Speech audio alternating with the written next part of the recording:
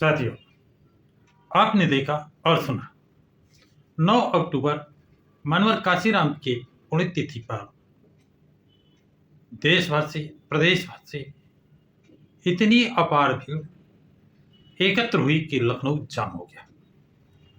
विरोधी परेशान हो गया, प्रशासन की सांसें फूली और सब किसी तरह ये रैली शांतिपूर्ण संपन्न हो जाए। विरोधी तो चारों खाने चित्त थे और जब बसपा सुप्रीमो ने कहा कि जब ये पार्क बनवाए थे, ये स्मारक बनवाए थे, तो टिकट लगाया गया था, जिससे टिकट से होने वाली आय से इन पार्कों और स्मारकों का मरम्मत और सुरक्षा में काम आई। लेकिन अखिलेश सरकार ने ऐसा कुछ नहीं किया। वर्तमान सरकार, योगी सरकार ने जब उनसे कहा गया, लेटर लिखा गया, तो उन्होंने पुण्यतिथि के पूर्व ये पार्कों की मरम्मत उसी पैसे से, टिकट के पैसे से करा दिया। इसलिए वो धन्यवाद के पात्र है। बसपा सुप्रीमो ने धन्यवाद दिया। लेकिन विरोधी, उनका काम विरोध करना है। कहते हैं पूर्व सीएम अखिलेश यादव कि वो काशीराम के रास्ते पर चल रहे हैं, वो बाबा साहब डॉक्टर भीमराव अंबेडकर के संविधान को बचाने की बात करते हैं। वो एक कहावत है कि मन में कुछ और हाथ में कुछ। जब काशीराम नगर जो बनाया गया था, उसका नाम बदला अखिलेश यादव ने, कासगंज किया। मनवर काशीराम के नाम से अरबी उर्दू पाठशाला लखनऊ में खोली। अरबी उर्दू विश्वविद्यालय, पाठशाला नहीं, विश्वविद्यालय बनाया था बसपा सुप्रीमो ने। उसका नाम बदलने का काम अखिलेश यादव ने किया। Medical college, Manwar Kashiram medical college Saharanpur में बनाया, उसका नाम बदलने का काम अखिलेश यादव ने किया। मनवर काशीराम कृषि विश्वविद्यालय बांदा में बनवाया, बसपा सुप्रीमो ने उसका नाम बदलने का काम अखिलेश यादव ने किया। और वो राणा प्रताप की या अन्य लोगों की फोटो, मूर्तियां लगवाने की घोषणा करते हैं, परशुराम की। लेकिन मनवर काशीराम के नाम से बने जिले, उनके नाम से बने मेडिकल कॉलेज, यूनिवर्सिटी, उनका नाम हटाने का काम करते हैं। ये ऐसे लोग हैं, या तो जानते नहीं, और जानते हैं तो मानते नहीं। क्योंकि ओबीसी का आरक्षण संविधान में बाबा साहब ने लिखा, कांग्रेस ने दिया नहीं। और ओबीसी को आरक्षण दिलाने के लिए मनवर काशीराम ने छोटी बड़ी मिलाकर के 600 मीटिंगें की, दिल्ली में जेल भरो आंदोलन किया और वीपी सिंह सरकार को समर्थन देने के एवरेज में ओबीसी आरक्षण और बाबा साहब डॉक्टर भीमराव अंबेडकर को भारत रत्न के सम्मान से सम्मानित करने की मांग की। लेकिन ये अखिलेश यादव हैं, पूर्व मुख्यमंत्री हैं उत्तर प्रदेश की, विदेश से शिक्षा ग्रहण की है, उन्हें भारत की शिक्षा और बहुजन महापुरुषों का ज्ञान नहीं है। यदि ज्ञान है तो उसको मानते नहीं है। जैसे कि कुछ यूट्यूबर्स कहते हैं कि सबसे ज्यादा अपर क्लास ओबीसी है, वो एससी एसटी का सबसे बड़ा विरोधी है। आप लोग सोचने के लिए इसके मजबूर हो रहे हैं। ये upper class OBC SC ST विरोधी नहीं है, एससी एसटी ओबीसी का ही विरोधी नहीं है, बल्कि ये मुस्लिम विरोधी भी है, ऐसा लोग कह रहे हैं। और अब मुस्लिम समाज है, शेड्यूल समाज है और शेड्यूल ट्राइब समाज है, अनुसूचित जाति अनुसूचित जनजाति के लोग भी इस बात को एहसास कर रहे हैं और उनसे दूरियां बना रहे हैं। आप देखिए 9 अक्टूबर की भीड़, इसके बाद बसपा सुप्रीमो ने 9 अक्टूबर को उन्होंने कहा था 2027 में सरकार बनानी है और इसमें जो भी काम करना पड़ेगा वो काम करेंगे, लेकिन 2027 में सरकार बनाएंगे। और लगातार 4 मीटिंग है।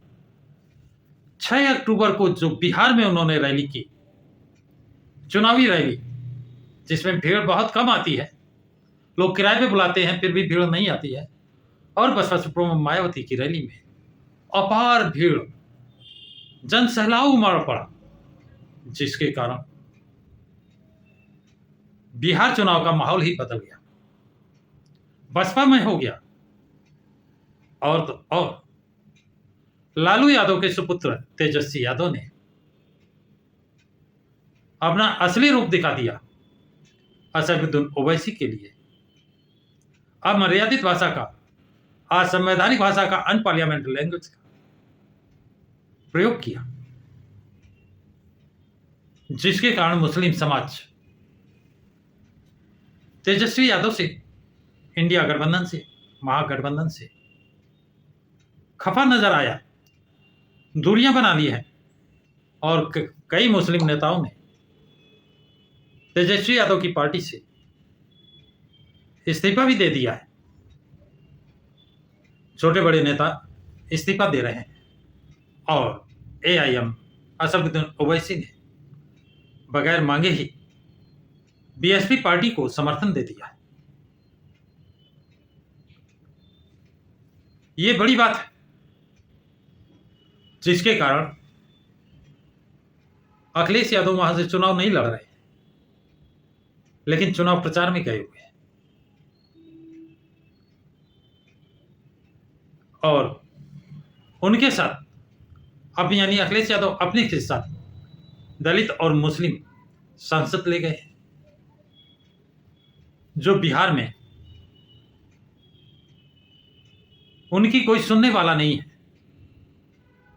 क्योंकि अखिलेश यादव की पोल खुल चुकी है। PDA, परिवार डेवलपमेंट अथॉरिटी,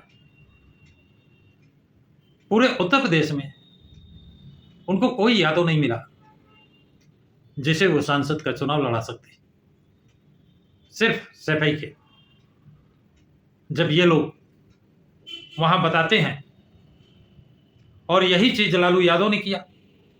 लालू यादव के मंत्रिमंडल में किसी जात का कोई भी ऐसा योग्य विधायक नहीं मिला जिसको वो मुख्यमंत्री बनाते जब जेल गए। किसको मुख्यमंत्री बनाया? अपनी पत्नी राबड़ी देवी को, जिन्होंने स्कूल का मुंह देखा नहीं।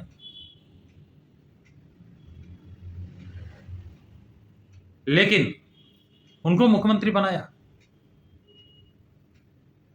और अब उनके पार्टी में कोई ऐसा लीडर नहीं था जिसको पार्टी का नेतृत्व सौंपते। आप तुलना करें, जो चीज मुलायम सिंह के साथ अखिलेश यादव, वही चीज क्या लालू और तेजस्वी? हाँ, एक चीज तो बताना भूल ही गया, ओवैसी ने BSP पार्टी को समर्थन किया है, और तेजस्वी यादव के भाई तेज प्रताप ने, हाँ सही सुना आपने, तेजस्वी यादव के भाई तेज प्रताप यादव ने भी BSP पार्टी को समर्थन किया है। ये बहुत बड़ी बात है। अब ऐसी स्थिति में कांग्रेस कहां खड़ी है? और कांग्रेस अगर चाहती तो 2024 में बीजेपी की सरकार न बनती। इस बात को मुस्लिम समाज जान गया है, इस बात को दलित समाज भी जान गया है, इस बात को आदिवासी समाज भी जान गया है, इस बात को OBC समाज भी जान गया है, और इस बात को सामान्य जाति के लोग तो जानते ही जानते हैं। तो जो वोट बैंक था समाजवादी पार्टी का, एससी, एसटी, ओबीसी और मुस्लिम, ये सब बसपा की तरफ चल दिए। बसपा अपना पुराना जनाधार प्राप्त कर लिया 9 तारीख को ही, और बसपा की तरफ जो मुस्लिम समाज का झुकाव हुआ है, और दलित मुस्लिम 46% होते हैं, जबकि 2011 की जनगणना के अनुसार यादव, कुर्मी, लोथ 3 जातियों का वोट 18% है, मतलब एक जाति का वोट 6% होता है। तो 6% और प्लस कर दीजिए 20% मुस्लिम, 18% मुस्लिम,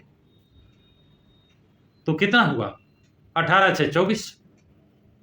इसलिए 2017, 2019, 2022 100% मुस्लिम वोट ने समाजवादी पार्टी को दिया और बीजेपी को नहीं हरा पाई, बीजेपी की सरकार में। अब मुस्लिम समाज जाग गया है, जागरूक हो गया है, समझ गया है कि समाजवादी पार्टी बीजेपी को नहीं हरा सकती है। बीजेपी को वही पार्टी हरा सकती है जो बीजेपी का वोट अपने पाले में खींच कर लाए, और वो क्षमता, वो ताकत सिर्फ बीएसपी पार्टी में है, बसपा सुप्रीमो मायावती में है। इसलिए मुस्लिम समाज का झुकाव और रुझान बसपा की तरफ है। आपने देखा और सुना भी होगा कि आजम खान जेल से आने के बाद 9 तारीख को, 9 अक्टूबर को बसपा सुप्रीमो मायावती की किस तरह तारीफ कर रहे हैं।